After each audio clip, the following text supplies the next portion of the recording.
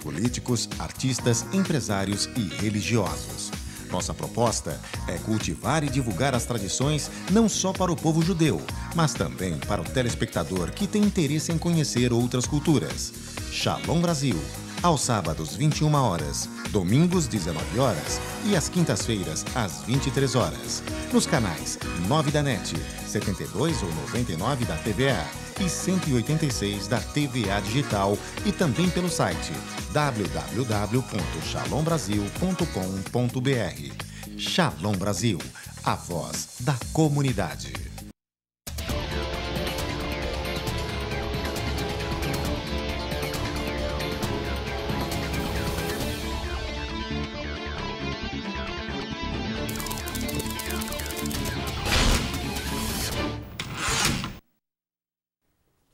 Senhoras e senhores, boa noite. Começa mais um Câmara Aberta Sindical, o programa que debate o mundo do trabalho. Hoje nós temos aqui a visita de sindicalistas de uma área muito interessante que eu acompanho já há muitos anos, que são os frentistas, né? As pessoas que nos atendem nos pós-gasolina. Hoje a classe média, né? Todo mundo tem carro, não só a classe média, o carro já virou um bem de consumo. Então todos nós dependemos muito do atendimento nos postos. Eu vou fazer uma propaganda de graça, que eu sempre abasteço num posto Ipiranga, que tem ali na rua Rego Freitas. Até o Chico Francisco, amigo meu, frentista, muitos anos, eu sempre abasteço com ele ali. A gente vai criando o hábito, né, de ser bem servido e acaba criando fidelidade. Eu abasteço em dois postos. Ou BR, porque é Petrobras, que eu sou nacionalista, ou no Ipiranga, porque aí pelo menos os royalties ficam todos aqui no Brasil, não há remessa de lucro para o exterior naqueles centavos do álcool que eu ponho lá no meu carro. É um ato simbólico, de resistência, mas enfim, eu gosto dessas coisas. Nenhum problema, que abastecer na Shell abasteça, que abastecer na ESA abasteça.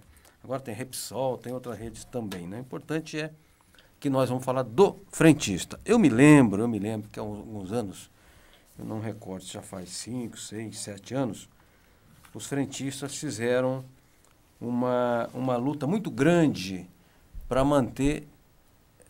impedir as bombas automáticas, porque as bombas automáticas iam liquidar com os empregos, porque havendo automatização, você mesmo se abasteceria, iria lá, é o autoabastecimento.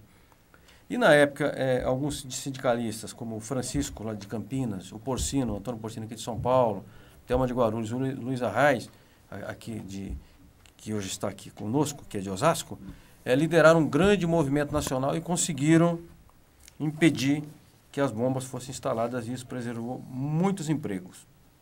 Eu ajudei na divulgação naquela época, quando foi derrubado o veto na Assembleia Legislativa, o veto do Mário Covas, teve uma grande comemoração dos frentistas e justificada, e depois isso caminhou lá para Brasília, era uma lei do Aldo Rebelo. O fato é que os dirigentes frentistas estão aqui hoje porque aquela lei não foi aprovada. Porque se tivesse sido aprovada, haveria poucos frentistas e, portanto, nem necessidade, talvez, de representação haveria mais.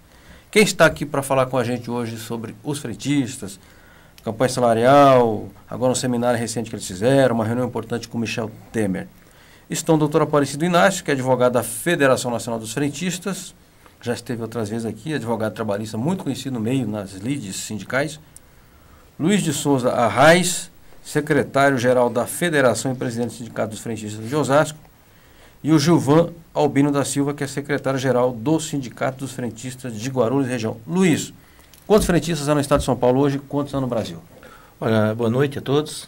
No estado de São Paulo são aproximadamente 70 mil trabalhadores. Certo. E no Brasil em torno de 420 mil trabalhadores. Então a Federação Nacional representa cerca de 400 mil trabalhadores. Cerca de 400 mil trabalhadores. Você abriu o programa com um tema muito interessante. A proibição do self-service, nós passamos que os empresários iam perder também.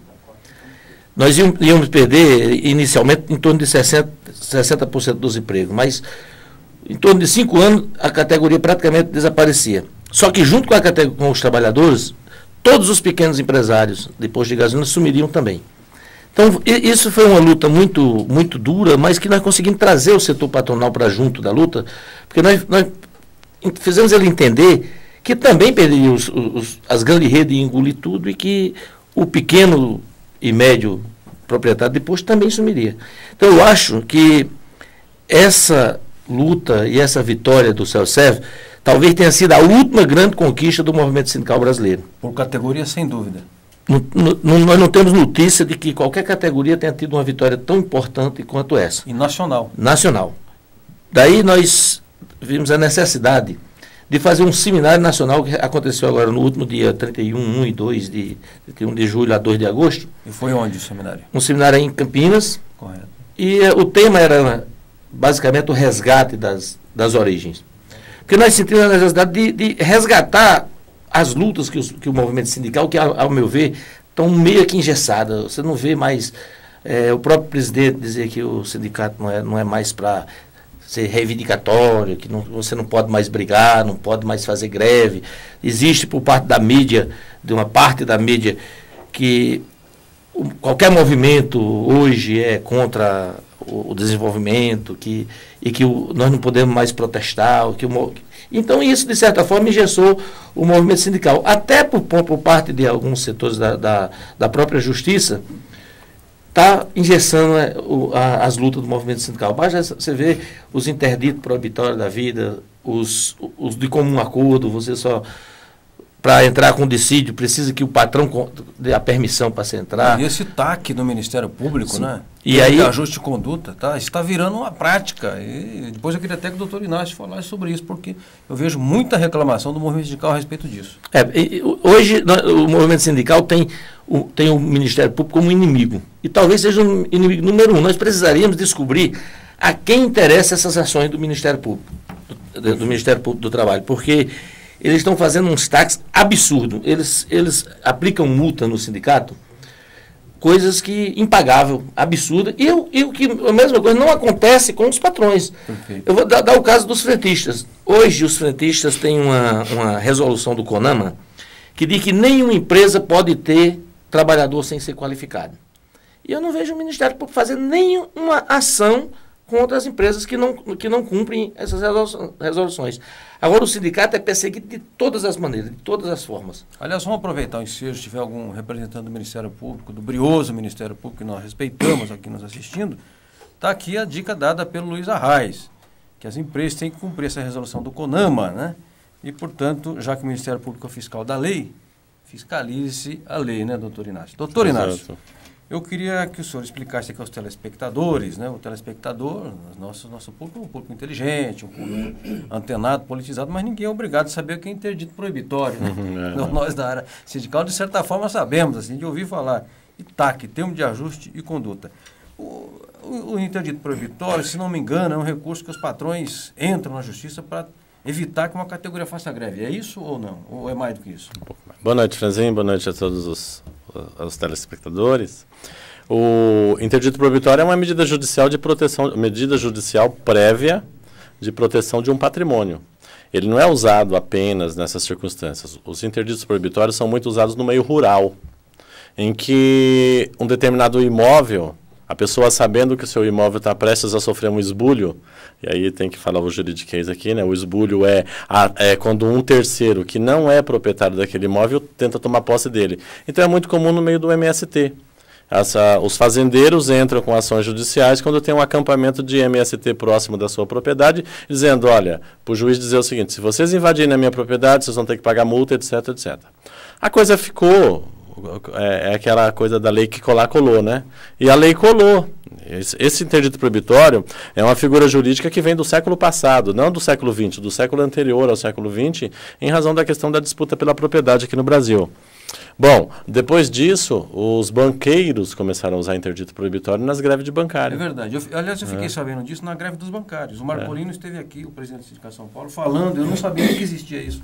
Para o pessoal não fazer piquete a 100 metros, 200 metros, tal, aquela coisa. E hoje está sendo usado para vários meios. E tem uma discussão também que é a seguinte, o interdito proibitório é uma figura jurídica de natureza civil, protetiva do patrimônio, etc, etc. Como é que ele se aplica na greve? Quem vai julgar o interdito proibitório? É o juiz da Justiça Comum, que cuida de processos, ou é o juiz lá da Justiça do Trabalho? Então tem essa discussão também. A questão é que isso, da mesma forma como tem advogado criativo do lado dos empregados, também tem do lado dos patrões, né? Perfeito, perfeito. Mas o interdito proibitório está sendo usado agora na Justiça do Trabalho da seguinte forma. Eu tenho um caso o Sindicato dos Jornalistas do Ceará. Sim. Depois de N reuniões com o patrão e eles não fazerem nem as atas, eles soltaram um edital de greve e aí o patrão entrou com interdito proibitório e o próprio Ministério Público entrou. E aí ficou proibido dos sindicalistas distribuir, inclusive, os panfletos nas portas dos jornais, das TVs. Eles estão usando esse expediente junto com um acordo justamente para engessar as negociações dos trabalhadores e proibir a mobilização.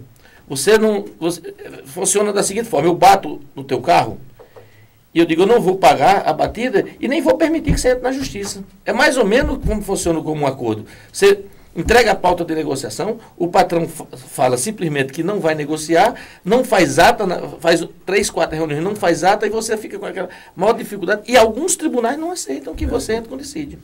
Eu espero que os patrões não entrem com o interdito proibitório agora dia 14, porque no dia 14, às 10 horas, na Avenida Paulista, vai haver uma grande manifestação do movimento sindical e do movimento social, pelas 40 horas, pela redução da jornada para 40 horas. A jornada no Brasil é de 44 horas, é legal, né?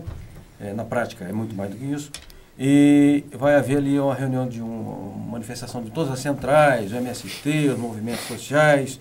Eu imagino que os frentistas vão participar também. Vão participar, Luiz? Com certeza. Perfeito. Eles podem não entrar com interdito proibitório, mas já estão pressionando o Michel Temer, né? Noticiou hoje que o Michel Temer recebeu uma comissão de representantes empresariais pedindo a ele que retire o projeto de lei das 40 horas da pauta. Perfeito. Nós vamos voltar a falar sobre as 40 horas, mas eu quero... Tem a questão do TAC também, que você perguntou. TAC. Não, a gente já volta no TAC. Okay. Termo de ajuste de conduta do Ministério Público.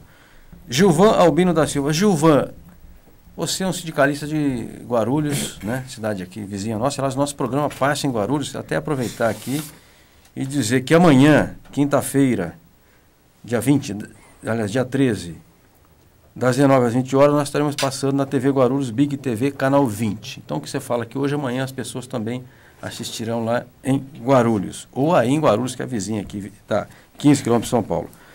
Você, na sua base, qual é o principal problema do frentista? É falta de registro, salário baixo, jornal? É tudo isso junto?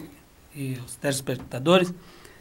Guarulhos existem vários problemas com relação à pressão sobre dirigentes sindicais, pressão sobre os frentistas. No modo geral, a nossa categoria anda um pouco meio preocupante, porque na nossa base está existindo até caso de suicídio, de frentistas se suicidar, pressão do patrão. Mas em razão do quê? Em razão de acusar de furto, entendeu? Puxa vida, isso é grave. Acusar de furto. Ainda o mês passado, dentro do mês passado, nós tivemos um caso de suicídio em Nazaré, Nazaré Paulista. Um frentista chegou a se suicidar. Puxa vida. E a gente estamos com uns problemas muito sérios. Pressão sobre diretor, pressão sobre cima de diretor, né, da nossa categoria. Para não exercer o seu mandato sindical. No mandato sindical, então, no caso, estão mandando por justa causa. Mandaram o diretor agora, Gilvan, por justa causa. Digam, você está num sindicato, e o sindicato é que nem pronto-socorro. Todo mundo vai lá porque está doendo a perna, doendo o dente, tem que engessar o braço. Enfim, o movimento sindical faz aquele atendimento ali, sempre em cima de uma urgência, de uma demanda. Qual é o problema principal? Você acha que é falta de registro, é excesso de jornada? Falta de registro, muitos postos, os funcionários trabalham 3 meses, aí manda embora, contrata outros por 3 meses, como se fala, terceirização, né? Muita terceirização nos postos. Contrato temporário. Contrato temporário, vários problemas. Mas isso não pode, fere a convenção coletiva da categoria. Fere a convenção coletiva da categoria.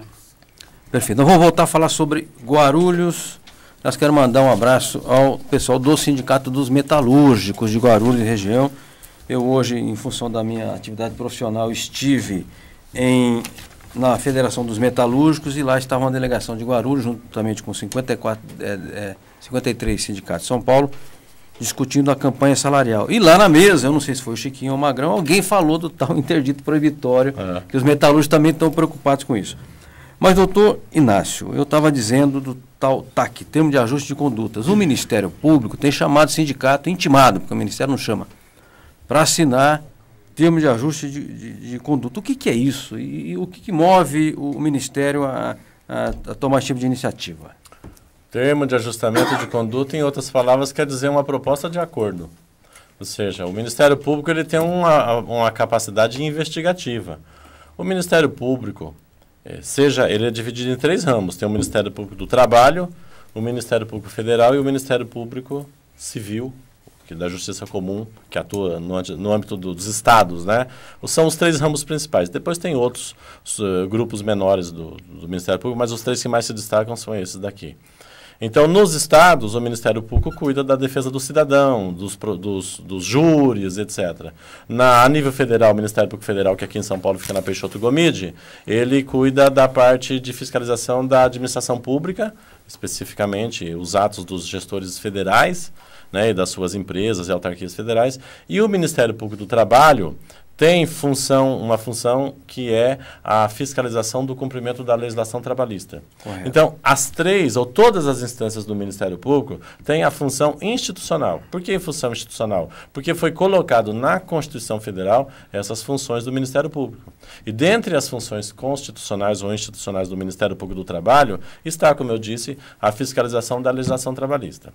O Ministério Público do Trabalho tem ampliado efetivamente, não podemos deixar de reconhecer aqui que o Ministério Público tem tido uma atuação positiva, né? Cotidianamente temos tido audiências nos vários setores do Ministério Público, no qual eles têm resolvido inúmeros problemas trabalhistas. Então, amanhã, por exemplo, nós temos uma mediação no Ministério Público aqui em São Paulo, em que nós vamos estar discutindo o atraso dos salários que uma terceirizada da Eletro, Bandeirantes, a antiga Eletropaulo, né, está fazendo com relação aos salários dos terceirizados. E tem resolvido isso. Perfeito. Sem necessitar de entrar com ação judicial. Mas, por outro lado, o Ministério Público também tem entendido que ele tem competência para fiscalizar os sindicatos. Por quê? Porque o sindicato está no âmbito da questão trabalhista, da legislação trabalhista. E aí, o que o Ministério Público faz? Quando qualquer pessoa, inclusive anonimamente, faz uma denúncia ao Ministério Público, dizendo, olha, está acontecendo tal coisa, o Ministério Público instaura uma investigação preliminar. Correto. Ao instaurar uma investigação preliminar e concluir preliminarmente que existem indícios de que aquela denúncia é procedente, ele transforma aquela investigação preliminar num inquérito civil trabalhista. Né, que seria o mesmo inquérito, ou mesmo que um inquérito policial. Tá. Transforma aquilo num inquérito civil trabalhista. E aí ele verifica quem é a pessoa que está sendo, ou quem é a empresa, quem é a pessoa que está sendo acusada naquele inquérito, convoca essa pessoa lá e diz o seguinte, olha, aqui está a proposta de um TAC, ou seja, um termo de ajustamento de conduta. Termo é um documento. Ajustamento, ou seja, a pessoa adequar a sua conduta as normas que o Ministério Público propõe naquele documento. Então, a pessoa, o sindicato, a empresa, ela tem que assinar aquele termo, aquele documento, aceitando as condições impostas pelo Ministério Público de que, ao cumprir com aquelas recomendações constantes do termo de ajustamento de conduta, constante daquele compromisso, ele não ingressará, o Ministério Público não ingressará com processo contra aquela pessoa. Perfeito. Que se chama ação civil pública ou ação civil coletiva. Então, ao assinar o termo de ajustamento de conduta, o Ministério Público fala, olha, enquanto você cumprir com essa regra, eu não te processo. E se o Ministério Público processa, as condenações são altíssimas. É multa, assim, de mais de R$1 milhão. E essa é a multa que vai para o FAT. Vou dar um exemplo aqui de uma atuação que eu achei muito positiva e eu sou diretamente envolvido nela. Por 3 finais de semana do mês passado, e agora no próximo dia 20, eu fui e vou para Presidente Prudente dar palestra sobre assédio moral. Tá. Havia uma empresa lá na região de Presidente Prudente que estava assediando moralmente os seus empregados. O Ministério Público entrou com um inquérito e concluiu que essa empresa estava cometendo assédio moral. Conclusão, o empresário foi chamado lá junto com o seu advogado e ele aceitou assinar um termo de ajustamento de conduta no qual ele se comprometeu em prestar cursos gratuitos para a população, mediante distribuição de cartilha e pagando um professor para aquilo, que no caso eu fui o convidado. Ou seja, o Ministério Público não está gastando nada, a população não está gastando nada, eu já dei palestra na faculdade, já dei palestra na Fundação Mirim, dei palestra na Fiesp para os empresários, já dei palestra em associação de moradores, eles estão a empresa se obrigou a pagar pagar todas as despesas para não sofrer um processo. E se ela voltar a reincidir, né, aí não tem mais palestra, não tem mais viagem, aí ela vai arcar com as consequências. Perfeito. Mas em relação aos sindicatos, infelizmente, tem tido essa grita aí, né? Doutor Aparecido Inácio, o Luiz Arraes vai falar. Aqui o Câmara Aberta Sindical é bacana por causa disso, que você tem uma aula de direito, né? Eu estou aqui com uma advogada aqui no estúdio, Socorro, minha amiga, e ela não precisa da aula, quem precisa sou eu, né? A gente aprende muita coisa aqui ao fazer o programa. Obrigado, viu, doutor Inácio? Nada. É de graça essa aula, né? Só cobro quando é para a empresa. Perfeito, obrigado. Tá. Luiz Arraes, você está inscrito para falar. Bom, mas com relação ao sindicato, o que está acontecendo do Ministério Público, eles estão extrapolando. Na verdade, o dirigente sindical, quando vai convocado no Ministério Público, ele é pressionado pelos procuradores a assinar o TAC. Com ameaça. Tem algum lugar que o procurador ameaça cadeia, prender o dirigente sindical. Eles têm dentro do Ministério Público não tem hierarquia. Cada procurador tem sua autonomia funcional. Eles chamam autonomia funcional. Então, um procurador recém-formado, passou no concurso, vira procurador, não conhece absolutamente nada de sindicato, interpreta a lei da forma que ele quer e obriga. Só para você ter uma ideia, um TAC que o presidente do sindicato de Osasco, João Guimarães, assinou, tinha a proibição, ele não podia cobrar a contribuição sindical. Que é lei. Que é lei. Agora, com relação às contribuições assistencial, eles estão pegando no ponto fraco do sindicato. Você faz a convenção coletiva que abrange toda a categoria. Na hora que você assina a convenção coletiva, aquela convenção coletiva não é só para quem é sócio do sindicato. Ela pega toda a categoria, todos são beneficiados. Agora, na hora de contribuir, o Ministério Público diz o seguinte: só pode cobrar a contribuição assistencial de quem é sócio. Aí vem o problema.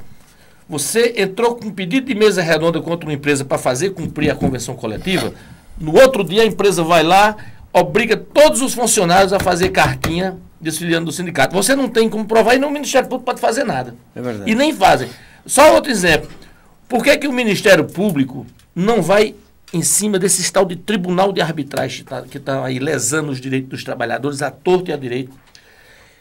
Você demite um funcionário, algumas empresas, e não manda a homologação para o sindicato, não. Dá uma cartinha de você vai comparecer lá na rua tal, no tribunal de arbitragem. Nós denunciamos no Ministério Público 3 tribunais de arbitragem. Até hoje nós não temos resposta do que aconteceu. E pasmem, lá o tribunal de arbitragem cobra para fazer uma arbitragem de 250 a 400 reais. Eles cobram da empresa para fazer uma arbitragem. E o Ministério Público não vai lá. Lá eles faz o funcionário assinar, coage o cara a assinar, perdendo um monte de direito. Acompanhei um trabalhador num tribunal de arbitragem aqui no centro de São Paulo. Cheguei lá, cara, quem é o senhor? Eu digo, eu sou o representante dele, do trabalhador. Não, aqui não precisa, eu quero saber por que vocês estão fazendo a homologação desses trabalhadores aqui. Porque, a princípio, o tribunal de arbitragem seria para resolver um conflito. E aqui não tem conflito, ele foi demitido, precisa fazer a rescisão dele. Pagar por que ele está aqui? A rescisão dele teria que ser feita ou na superintendência ou na gerência do trabalho, ou no sindicato. E os tribunais de arbitragem estão fazendo isso. Nós já denunciamos 3 até hoje, o Ministério Público não deu resposta. Então, o movimento sindical não entende de forma alguma a quem interessa esse ataque do Ministério Público com relação aos sindicatos, a essas ameaças e tudo. Só para você ter ideia, nós convidamos o procurador-chefe num almoço lá na CNTC em Brasília. E lá ele, além de acentuar essa liberdade funcional, essa autonomia funcional que os procuradores têm, ele anunciou a criação de um novo órgão dentro do Ministério Público do Trabalho. É uma comissão, não sei o quê, de liberdade sindical, que vai ter um presidente e um vice-presidente, e de cada regional do país vai ter um procurador. Publicou no Diário Oficial e tem 60 dias, eu acho que já está para fazer o regulamento interno. Mas um procurador lá do Mato Grosso já se antecipou e mandou uma intimação, dando 10 dias para um sindicato apresentar 20 e tantos itens. Entre eles, 20 anos de prestação de conta dos últimos 20 anos. Quer dizer, aquele negócio passou de tanto tempo prescrevendo, não existe. 5 anos. Passou de 5 anos, mas ele pediu dos últimos 20 anos. As atas dos últimos 20 anos de eleição, quais as atividades do sindicato, qual o patrimônio, quanto sócio tinha e o endereço e RG de todos os sócios. Quer dizer, nem a ditadura militar fez isso. E agora tem alguns procuradores aí, uns boizinhos que entrou agora, que o movimento sindical tem que ir para cima. Nós não podemos ficar... Nós brigamos contra a ditadura militar, não vamos brigar contra isso. Perfeito. Vamos deixar que o Ministério Público faça o que eles têm que ter regra, tem que ter alguma coisa que resolva esse problema. Perfeito. Luiz, acho que sua manifestação correta, e nós vamos até, quem sabe, até falar com a Daiane, que é da produção do programa, a gente fazer um câmera aberta especial sobre esse assunto, e a gente convida até o doutor Inácio para vir aqui para fazer as suas ponderações. A gente tem ido no Ministério Público, tem dito isso lá para eles pessoalmente. Perfeito. Mas nós vamos falar aqui no programa que aí irradia, sai para outras cidades também e coloca o debate mais a público. Eu quero lembrar que sobre as contribuições, o Senado aprovou a contribuição assistencial. A Comissão de Assuntos Econômicos do Senado, uma comissão, aprovou. Nós estávamos presentes. Terça-feira, dia 11, o projeto de lei 24806, que regulamenta a cobrança da contribuição assistencial em favor dos sindicatos. O parecer favorável do relator Inácio Arruda foi aprovado com apenas um voto contrário e vai a exame do plenário. O projeto do senador Paulo Paim, que eu sempre elogio aqui, que é um senador, gente decente, regulamenta a taxa assistencial a ser cobrada de todos os trabalhadores da categoria profissional, sindicalizados ou não, em razão da assinatura da Convenção Coletiva de Trabalho, que é isso que o Luiz estava falando. O projeto fixa em 1% o percentual devido. E aí tem uma série de outras considerações, mas nós vamos repercutir com mais tempo esse assunto, porque ele, ao regulamentar em lei, aí o fiscal da lei terá que fiscalizar esta lei. Sim. E aí acaba a polêmica. E aí tem um negócio interessante desse projeto. Esse projeto é de fundamental importância. Porque o que alguns membros do Ministério Público falam é que tem alguns sindicatos, e a gente até entende que pode ter mesmo, que extrapolam, que cobram taxas abusivas, não sei o quê. E esse projeto, ele regulamenta. Inclusive, alguns senadores, teve um voto contrário que foi do senador Dornelles, do Rio de Janeiro, porque ele não entendeu o projeto. O projeto, ele limita um teto. É no máximo 1% do salário bruto anual do trabalhador. Tá. Só que ele é super democrático porque ele passa a atribuição para a Assembleia. Se a Assembleia disser que é 0, é 0. Se a Assembleia disser que é 0,1, é 0. Mas a Assembleia não pode determinar que seja mais de 1%. Perfeito. Então, isso aí, a meu ver, resolve todo o problema com relação à contribuição. Porque ele regulamenta e estipula um teto na cobrança da contribuição. Acho que o senador Paim foi super feliz na apresentação desse projeto. Ele é sempre elogiado aqui porque é realmente um senador notável, né? Eu quero perguntar aqui ao Gilvan, tem uma pergunta, vamos fazer uma pergunta antes de chamar a matéria. Alguém perguntou aqui sobre as mulheres, o salário. Eu vou depois ler o nome da pessoa, mas tem uma pergunta que quer saber o seguinte: muitas mulheres hoje trabalham em postos de combustível, se o salário é igual. O piso é igual, né? O piso da categoria é igual, mas nem toda região acontece. Como tem se fala a terceirização, que tem empresas que estão pagando, obriga o funcionário a assinar um olerite do valor do piso da categoria, mas só que paga outro. Paga menor. Paga menor. Às vezes não fornece o ticket refeição, que está na nossa convenção, a cesta básica e os benefícios, que são o vale transporte, assina, às vezes a empresa fala que o funcionário mora próximo e não mora. Tá. Tem tudo isso aí. Perfeito. Nós temos uma matéria que eu quero chamar, está no ponto, antes da matéria entrar, eu quero explicar. Houve o Congresso da Força Sindical de 29 a 31 de julho, na Praia Grande. Eu lá estava e fiz uma matéria, entrevistei várias pessoas. Queria muito ter ido ao Congresso da CUT, que aconteceu 3 ou 4 dias depois, não pude ir em razão das minhas atividades profissionais, mas quero anunciar aos amigos da CUT que nos assistem que o próximo programa será sobre o Congresso da CUT, para que os cutistas venham aqui ao nosso Câmara Aberta, dizer como é que foi o Congresso, quantos delegados participaram, as delegações estrangeiras e que deliberações foram tomadas no Congresso Cutista, porque a CUT é a maior central sindical brasileira. Vamos à entrevista com o pessoal da Força e, na sequência, voltamos para tratar dos assuntos de frentistas, ok?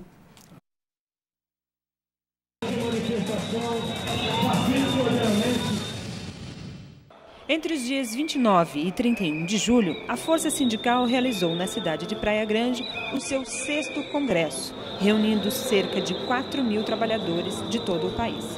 O presidente reeleito da Força Sindical e deputado federal Paulo Pereira da Silva, o Paulinho, destacou a importância do congresso. Nós estamos fazendo, então, um congresso dentro desse novo marco, né? Depois de mais de 100 anos de lutas aqui dos trabalhadores do Brasil, a gente conseguiu legalizar as centrais sindicais. E o nosso congresso foi o primeiro congresso, então, dentro desse novo marco da legalização das centrais, com as centrais agora fazendo parte da estrutura sindical e sendo, digamos assim, o carro-chefe do movimento sindical. Então, acho que isso foi importante e também alguns avanços que a central admite agora, como, por exemplo, isso nós já tivemos dificuldade no passado, mas hoje a central admite dentro do seu estatuto que em respeito total ao sistema confederativo, para que a gente possa se organizar e nos organizar por setor de produção, por ramo de produção, para manter essa organização a nível nacional. O apresentador João Franzin entrevistou diversos dirigentes e especialistas que consideraram o congresso um dos maiores já realizado pela central. João Guilherme Wagner Neto, consultor sindical e seguramente, entre todas as pessoas que eu conheço, é quem melhor analisa o movimento sindical brasileiro. Hoje ele se encontra aqui no 6º Congresso da Força Sindical. João Guilherme, o que diferencia este congresso dos 5 outros já realizados pela Força? 3 coisas. A força das bandeiras levantadas, que são bandeiras unitárias da força e do movimento sindical, como, por exemplo, 40 horas já, que é um carimbo forte do 6º Congresso. A segunda questão, o Congresso, pela primeira vez na história da Força, se reconhece como pujante, como forte, como representativo e orgulho, um Congresso de orgulho.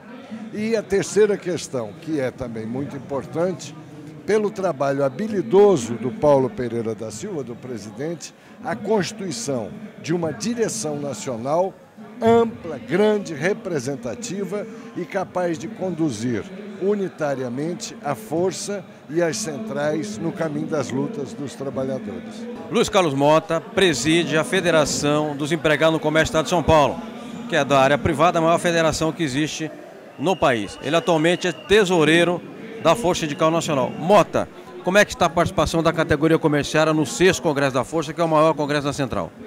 Olha, os comerciários, neste congresso, nós viemos mais organizados.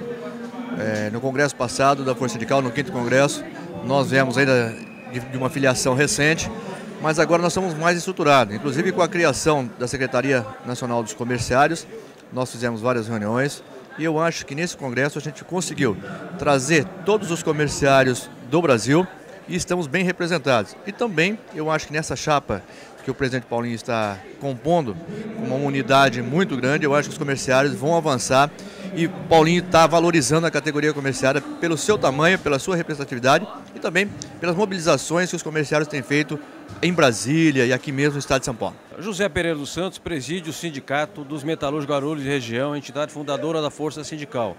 Ele também ele é titular da Secretaria Nacional de Formação Sindical. Pereira, os metalúrgicos Guarulhos vieram com uma delegação de 40 pessoas, entre trabalhadores e diretores.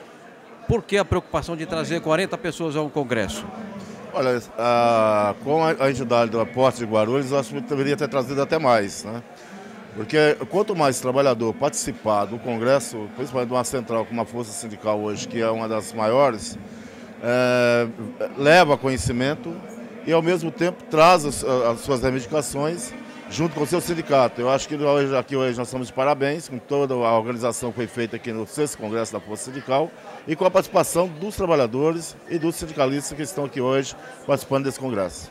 A palavra de ordem foi 40 horas já, indicando que a principal tarefa definida pelos delegados será pressionar o Congresso Nacional para que a emenda constitucional que reduz a jornada de trabalho de 44 para 40 horas semanais, sem redução do salário, seja aprovada. A palavra de ordem forte é 40 horas já, é isso? 40 horas já, essa é a nossa luta agora no Congresso, a partir da semana que vem. Nós estaremos no Congresso Nacional conversando com os deputados da importância da votação dessa matéria. Toda a pressão a partir da semana que vem no Congresso Nacional, em cima dos deputados, dos senadores, para que a gente possa aprovar uma das coisas mais importantes que é no Brasil, que é reduzir jornada. Reduzir jornada significa dividir aquilo que o Brasil produz com os trabalhadores.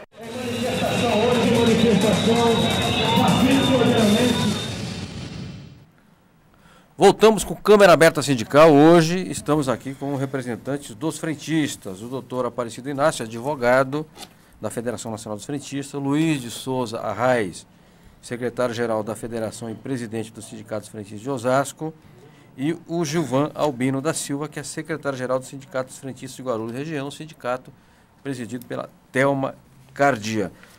O Gilvan tinha falado da situação do trabalho da mulher nos postos, e o Luiz, no intervalo aqui, estava me comentando. O que ocorre com as mulheres frentistas, Luiz Arraes? Olha, inicialmente, nós fizemos um seminário, nesse seminário nós temos algumas determinações. A primeira coisa que nós gostaríamos era, apesar de nós ter um país continental, era de unificar a nossa database e o salário dos trabalhadores frentistas de norte a sul. A gente sabe que é difícil, mas nós já conseguimos em São Paulo. Então, perguntaram se a mulher ganhava menos no posto de gasolina do que o homem. Não ganha. Todas as condições de trabalho do homem e da mulher no posto de gasolina recebem a mesma remuneração. O nosso problema com relação às mulheres são outros. É que alguns donos de posto, eles usam as mulheres como atrativo. Certo. Eles colocam uma sainha, uma calcinha coladinha, uma roupinha mais decotada para atrair o cliente. Nós tivemos casos de lava rápido que colocava a menina sem sutiã, só com a camisa branca, para lavar o carro. Daí, quando molhava, ela ficava totalmente exposta. Evidentemente, os dirigentes acionam a Justiça, o Ministério Público, para coibir isso. Nós temos alguns estados que já têm, inclusive, lei que proíbe que elas usem determinada roupa. Aqui você pode andar em São Paulo, que em alguns setores você vai ver. Então, o problema da mulher é com relação a isso, ao assédio sexual e ao assédio moral. Certo. Então, eles usam elas como atrativo e a gente está atento a isso aí. Denunciando as empresas que fazem isso, porque nós não podemos, como dirigente, permitir esse tipo de exposição. Ela é uma trabalhadora com os mesmos direitos do homem e que ela não pode ser exposta dessa forma. Nós não vamos permitir. Nós temos entrado com ação. No Rio de Janeiro mesmo tem um projeto de lei, inclusive, para proibir isso aí. Nós temos feito várias denúncias ao Ministério Público e ao Ministério do Trabalho e vamos continuar fazendo isso. Nós não vamos permitir que isso aconteça. Correto. As condições de trabalho do homem e da mulher no posto tem que ser igual, de norte a sul do país. Perfeito.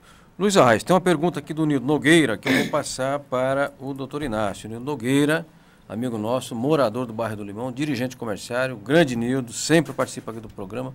Quero mandar um abraço a ele, que é meu amigo e nosso fiel telespectador. O Nildo, ele comenta, foi aprovado pela Câmara dos Deputados, foi aprovada a cobrança da contribuição assistencial, só falta a aprovação no Senado. Não é somente os sócios que estão fazendo carta de oposição, os não sócios, como os sócios também estão fazendo carta de oposição, há penalidades para eles. É verdade que os proprietários de posto querem tirar os frentistas e fazer com que os próprios motoristas abasteçam o veículo? Deveria haver um adicional não somente para a periculosidade do produto, mas também pela periculosidade dos assaltos, doutor Inácio. O que o senhor tem a dizer sobre as ponderações do nosso Nildo? São bastantes, né, Nogueira? Boa noite. Assim, a questão do projeto que foi aprovado, o objetivo é exatamente esse, acabar com essa indústria de oposições que aparecem aí. Há dias que a gente está no plantão do jurídico do sindicato e no fax do sindicato parece uma máquina rotativa, de um monte de cartinha de oposição que aparece. Essas cartinhas de oposição, o que são? São textos pré-prontos em que a empresa deixa apenas o nome do empregado em branco. Isso geralmente são feitos pelos escritórios de contabilidade. E aí o empregado coloca o nome dele dizendo o seguinte: eu, João da Silva, sou contra o desconto da contribuição assistencial ao meu holerite e não autorizo a minha empresa a proceder a esse desconto. Entrega para o RH, entrega para a empresa pega e manda aquilo para o sindicato. Duas questões aí a gente detecta. A primeira é a falta de espontaneidade do trabalhador, porque ele pega um modelo pré-pronto feito pela empresa. Segundo, o crime que a empresa comete ao intervir na gestão sindical. Tá. Em nenhum momento a gente vai nas empresas dizer como que o chefe, o diretor, o gerente de RH tem que admitir funcionário, tem que pagar, tem que não pagar, você tem que contratar homem, mulher. A gente não interfere na administração das empresas. Então, as empresas não têm que interferir na administração dos sindicatos. Então, essas cartinhas que as empresas distribuem é crime. E aí, lamentavelmente, como o Luiz Arraes disse, quando a gente recebe 2, 3, 10, 20 cartinhas de uma empresa, que a gente vê que são feitas todas iguais, de próprio punho, mas o texto é o mesmo, e a gente entrega no Ministério Público, o Ministério Público fala, mas isso aí é um problema só do sindicato, vocês vão lá e resolvam com a empresa. Quando, na verdade, está caracterizado aí o crime de organização sindical. Mas com a aprovação da lei, o que a gente espera? Acabar com esse problema. Porque a lei vai uniformizar o entendimento e o procedimento em relação à questão da cobrança da contribuição assistencial, que já existe regulamentação na CLT, viu? No artigo 513 já está regulamentada a questão da contribuição assistencial. Só que a regulamentação que está ali não é clara. Então, esse projeto de lei que foi aprovado deve pôr uma pá de cal na discussão. Perfeito. A questão do posto de gasolina ser automatizado, né? Da automatização. Não pode, né? Não pode, de maneira alguma. Aliás, a lei que foi aprovada em 1998, autoria do deputado Aldo Rebelo, que foi sancionada pelo Fernando Henrique, quando presidente, eu participei, Luiz Arraes estava lá, Gilvan estava o Chico, todo o pessoal, a gente estava lá no Palácio do Planalto no dia da sanção dessa lei, foi exatamente proibindo a automatização do abastecimento de posto de combustível. Né? Então essa é a questão que hoje está colocada aí. Agora, por quanto tempo a gente vai resistir, eu não sei. Mas conhecendo a disposição de luta dos frentistas, categoria para a qual eu advogo desde 1985, eu acho que não vai ser fácil derrubar isso não. O pessoal aí está com disposição, viu? Perfeito. Até porque já existe uma tendência mundial, mesmo aonde o próprio dono do carro abastece, já está uma tendência de rever. Na Alemanha, que era totalmente automatizado, a gente tem notícia que já mais de 30 mil trabalhadores foram contratados. Por quê? Porque o posto de gasolina é altamente perigoso.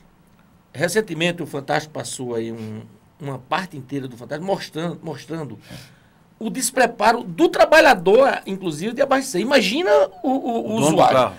Porque você veja só, nós temos... Acho que eu não sei nem como é que abre lá o tampo do meu Mas carro. nós temos dentro do combustível, Franzinho, nós temos várias substâncias nocivas à saúde. Nós temos, por exemplo, o benzeno, que é altamente cancerígeno. Exatamente. Nós temos o chumbo.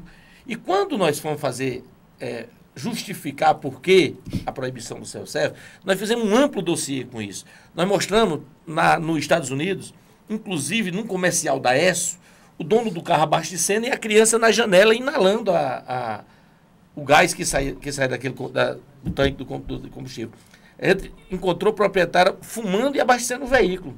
Então, o que nós queremos é que, além de ser regulamentada a profissão do frentista, o que nós queremos é que todos os trabalhadores de posto sejam qualificados.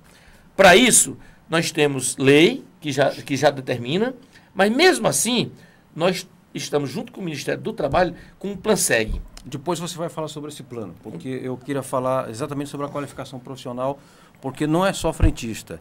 Se você fizer uma pesquisa em qualquer categoria profissional hoje, sobretudo de trabalhadores, certamente a maior demanda dos trabalhadores é pela qualificação, pela formação profissional.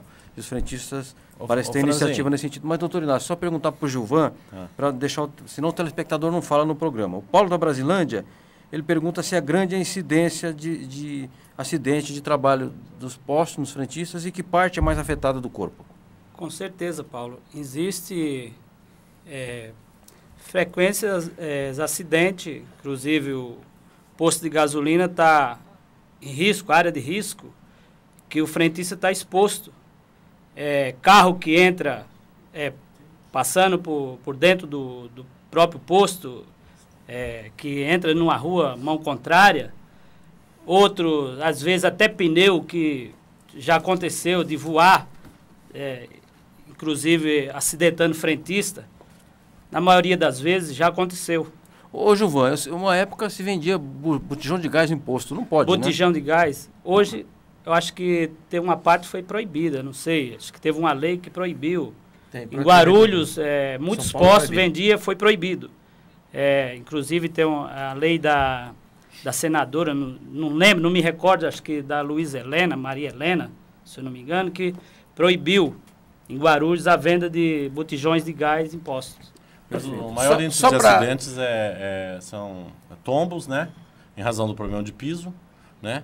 E Porque também cai óleo, aí fica escorregadio, né? Muito comum, trabalhador com doenças lombares, problemas da bacia, eu atendo muito nos plantões, e também trabalhadores que têm problemas ergonômicos, dada a falta de treinamento das posições. E a inalação dos gases, isso não faz mal? Esse também, sim, já tem índices de contaminação por benzeno. No seminário, inclusive, um técnico do Ministério do Trabalho nos apresentou. Já estamos catalogando a numeração de trabalhadores com câncer. Perfeito. Luiz Arraes, são 400 mil frentistas no Brasil, cerca de 400 mil, pouco mais. A profissão é regulamentada? Não. Não, e anteriormente... A pergunta é de Miguel. Nós tínhamos a nossa aposentadoria especial justamente por se tratar de além de periculoso, insalubre. Certo. Então, com a regulamentação da categoria, nós vamos correr atrás de volta dessa aposentadoria especial. Porque só com a regulamentação da categoria que nós vamos conseguir. Agora, só me reportando um pouco a pergunta que o rapaz fez do João, dos acidentes que o frentista, que acontece com o frentista. Acontece vários. Inclusive, nós tivemos aquele caso do frentista aqui em São Paulo, que foi examinar o tanque de combustível do caminhão que estava descarregando, e ele foi examinar com o celular e virou uma tocha humana, pegou fogo, por pura falta de qualificação. Tá. Tivemos casos de frentista que foi atropelado dentro do posto. Mas o que mais ocorre no posto de gasolina é os assaltos. Nós temos tem uma regra criada pelos proprietários do posto de que o trabalhador só pode ficar com no máximo 80, 100 reais no bolso. Tá. Nós tivemos 3 assassinatos recentes em São Paulo. Quando o cara chegou para assaltar, o cara só tinha 80 reais no bolso e o cara matou a menina, deu um tiro na cabeça da menina porque ela não tinha dinheiro para o ladrão levar. E o problema maior é o problema da contaminação. Nós já detectamos 68 frentistas com leucemia por problema de benzeno. Qualquer organismo internacional aceita que seja adicionado 1% de benzeno no combustível. Mas aqui os fraudadores, mais precisamente próximo das petroquímicas, o caso da Baixada Santista, em Brites já encontraram 18% de benzeno no combustível. É um produto altamente cancerígeno que nós, no nosso seminário, vamos fazer um estudo profundo sobre o benzeno, juntamente com a Fundacentro, com o Ministério do Trabalho, para ver até que ponto os trabalhadores estão sendo afetados com o benzeno, porque já foi detectado 68 frentistas com leucemia por conta do benzeno. Perfeito. O José Francisco Filho do Brás, ele comenta: não podemos permitir num país como o nosso que o trabalhador sofra qualquer tipo de discriminação. No que diz respeito à contribuição assistencial dos sindicatos, que alguns promotores do Ministério Público do Trabalho ficam tentando fiscalizar, eles deveriam se preocupar mais com o trabalho infantil ou com as demissões de muitos dirigentes sindicais de forma ilegal. Também tem outras perguntas aqui da Aline. Ela que havia perguntado se as mulheres ganham menos do que o homem. O Paulo do Brasilândia já foi respondido. Aqui, Maria José de Jabaquara, a profissão de frentista não está condenada ao fim, não, né? Não, até por conta dessa reversão que já está tendo no Xareu. E o frentista, ele na verdade é um agente social. Quando você sai de uma cidade que você está perdido, quer encontrar, onde é que você vai pedir a informação? Você vai pedir a informação num posto. Eu sempre paro no posto, né? Dou seta, paro. Isso é inevitável. Ele é um agente social. Além de ser uma atividade periculosa, ele tem essa função social. O posto de gasolina tem essa função social. Inclusive, a gente está dentro desse projeto, qualificando o frentista, inclusive para a Copa do Mundo. Aonde vai ter as cidades que vai sediar a Copa do Mundo, treinar o frentista para informar o turista com mais qualidade, através de cartilha, tudo, porque hoje o frentista já informa por ele mesmo. E não tem um investimento do Ministério do Turismo, nos grandes centros, tipo Fortaleza, Porto Seguro, onde ele informe o trabalhador, orienta o trabalhador, como ele orientar o frentista. Então, nós temos um projeto nesse sentido também, de qualificar o trabalhador de posto, até para dar melhor informação. Por isso que nós achamos que a categoria não tem como terminar. Ô Gilvan, os frentistas geralmente é um pessoal de origem mais simples, né? A escolaridade, o que é? Grupo escolar? Tem analfabeto frentista? Não tem, né? Na nossa categoria existe ainda muita gente, aquele pessoal mais antigo, que veio do Nordeste, que antigamente, posto de gasolina, pegava aquele pessoal que vinha do Nordeste, ainda tem muita gente que são analfabetos. Tem um conhecimento, porque aprendeu com a própria convivência no posto. Correto. Né? E também tem muita gente que hoje já é qualificado, já tem muitas empresas que só quer pegar só agora o 2º grau completo, né? Certo. E então existe ainda. Agora me diga uma coisa. Uma vez um frentista me falou que o bom frentista, ele volta todo dia, ele pega de gorjeta o leite e o pãozinho. É verdade isso ou não? Hoje em dia depende, né? Porque da empresa, por exemplo, da rede Carrefour, por exemplo, o frentista, eu acho que ele não consegue nem atender, nem dar bom dia, boa tarde para o cliente, né? Então, ele é um frentista forçado, que ele fica ali atendendo 12 bicos de combustível. Ele não tem condições de ver de dar um atendimento. De lavar um para-brisa, ver um óleo, se está bom, se agradar o cliente, né? Ele não tem condições. Então, eu acho que está na hora da gente, o sindicato, bater mais firme em cima dessa rede de supermercado, para que se consiga a PLR, participação nos lucros e resultados, porque o frentista que trabalha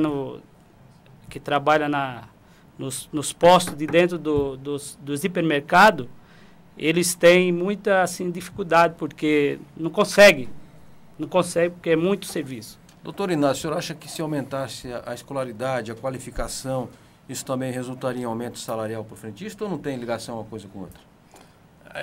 Eu entendo que sim, seria um ponto muito positivo, mas olha, eu negocio com o setor patronal há muitos anos, acho que há uns 20 anos, né, Luiz?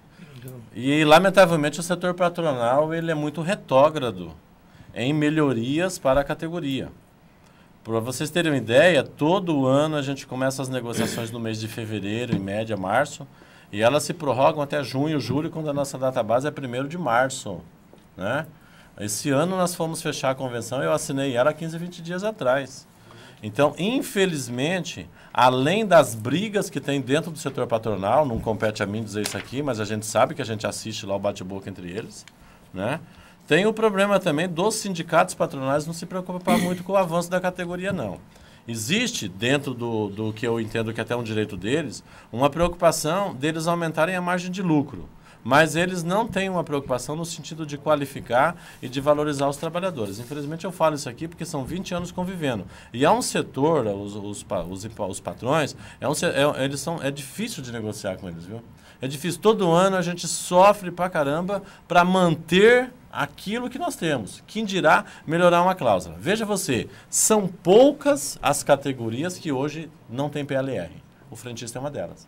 Todo ano a gente coloca o PLR. O que é PLR? Participação nos lucros e resultado. Eles chegam e falam assim, mas nós não temos lucro. Sim, não tem lucro, mas tem resultado. Ora, o frentista que economiza nos produtos, o frentista que atende bem um freguês, o frentista que é um referencial para aquela empresa, ele traz um resultado para ela. Ele cativa o cliente. Cativa. Então eu falo aqui publicamente, o setor patronal é muito atrasado no sentido de avançar as negociações. Todo ano a gente se reúne com as mesmas pessoas, eles não têm estudo técnico, eles não apresentam informação nenhuma, eles só falam não, não e não. Perfeito. Doutor Inácio, é a experiência de quem está mais de 20 anos negociando, tem autoridade para dizer o que está dizendo. Luiz Arraes, você começou a dizer de um plano de qualificação profissional para os frentistas, isso seria em âmbito nacional, que a federação está articulando em conjunto com o Ministério do Trabalho. Conta aqui para os nossos telespectadores o que é esse projeto e se ele vai ser no estado, se vai ser numa cidade, se vai ser nacional, e que resultados práticos e efetivos teria. Veja só, com relação à qualificação do trabalhador frentista, a gente nota que nos últimos anos nós temos muito frentista qualificado, inclusive cursando faculdade. Nós tivemos uma surpresa interessante no Ceará, no Alto Sertão do Ceará, quase 40% do pessoal do Cariri está cursando faculdade, dos frentistas que lá estão fazendo faculdade. Mas esse PlanSeg que nós fizemos lá, infelizmente, ele não atinge a nossa meta não é atingida. Porque o que interessa muito para o governo hoje é gerar emprego. Então, esse PlanSeg é o seguinte, ele não é um curso de qualificação, de requalificação de quem já está trabalhando. Ele é um curso de qualificação, para qualificar o trabalhador para o posto. E precisa muito da participação do patronal. Mas, como o doutor Inácio falou, o patrão não está muito preocupado com isso. Ele teria que se comprometer lá no Ministério do Trabalho, teve uma audiência pública agora, ele teria que se comprometer o seguinte, de cada 1.000 trabalhador qualificado, ele teria a obrigação de empregar 300. 30% dos trabalhadores qualificados teria que fazer. Não houve esse comprometimento na audiência pública por parte do setor patronal. Porque, na verdade, eles até disseram a seguinte frase, que o pessoal do Ministério Público disse, não é possível. Ó, nós podemos até pegar os 1.000. Vocês qualificam 1.000, nós pegamos 1.000. Mas nós mandamos 1.000 embora. Então não tem essa do patronal de empregar o pessoal. Nós tínhamos antigamente, antes da desregulamentação do combustível, nós tínhamos o seguinte, uma planilha nacional, que nessa planilha estava vinculada à galonagem o número de funcionários. Então um posto que vendia 100.000 teria que ter até no mínimo tantos funcionários. Hoje, depois que desregulamentou, isso acabou e você vê como o companheiro Gilvan falou. O trabalhador atendendo com 11 bicos, 12 bicos de bomba num supermercado. Eu costumava dizer nas nossas reuniões que nós íamos sentir falta daqueles portugueses, daquele pessoal que era dono de posto, que o posto era uma coisa de família, era uma empresa de família. Quando as grandes redes começaram a pôr o olho grande em cima e virou o que está aí. Só para você ter ideia, os hipermercados eles fazem o caixa do posto de gasolina a 15 metros para não pagar o adicional de periculosidade. A gente está tentando, junto com o Ministério do Trabalho, alterar essa NR para que isso não aconteça. Então, o cara trabalha num posto de gasolina e ganha menos que o fretista que trabalha. O caixa do posto ganha menos que o fretista, porque ele não paga o adicional de caixa e não paga os 30% de periculosidade, porque ele tirou o caixa e pôs a 15 metros, e a NR diz que é 7,5 metros a partir do bico da bomba. Então, eles fazem todas para lesar o direito dos trabalhadores e, por outro lado, eles não se preocupam com a qualidade do atendimento, com os riscos que os trabalhadores estão fazendo, e o pior, com o risco do usuário. Então, o governo já se sensibilizou com isso. Nós precisamos qualificar os trabalhadores fretistas, o Ministério Público precisa começar a bater nas empresas para cumprir a resolução do CONAMA, para que não tenham lá trabalhadores sem qualificação. Você tem um exemplo bem claro. Recentemente, no Rio de Janeiro, uma perua escolar parou para abastecer e pegou fogo. E a menina motorista, ela virou heroína, porque ela conseguiu salvar todas as crianças, mas ela morreu com queimaduras...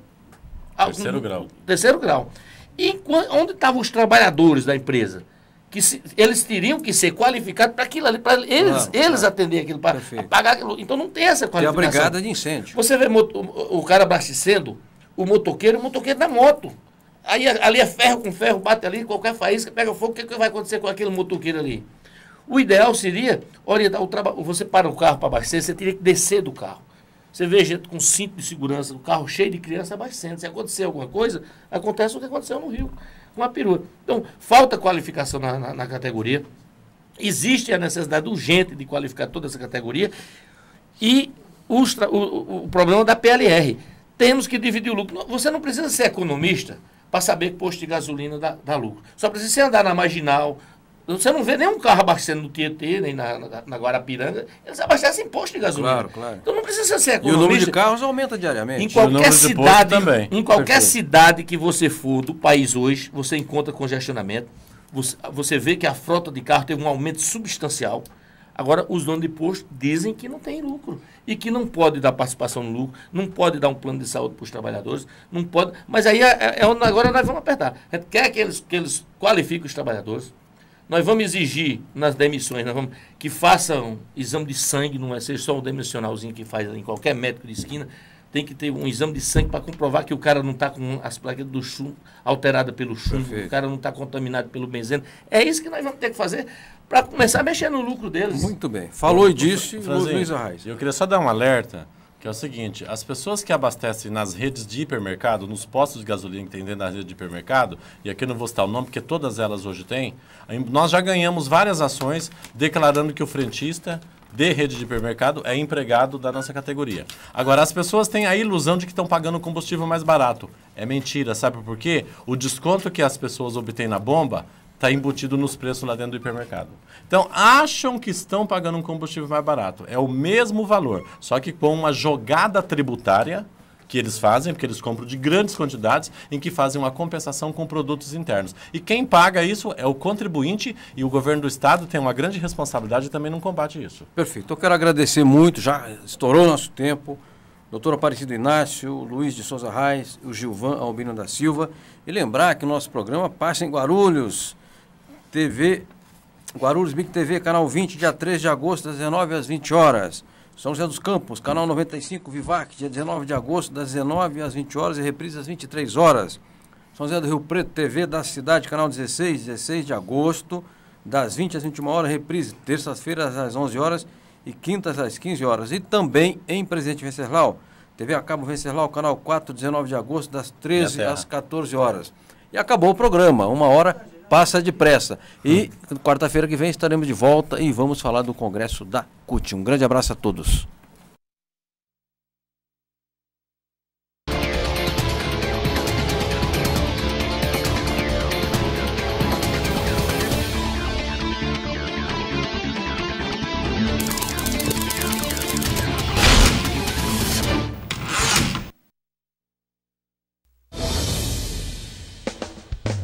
O programa a seguir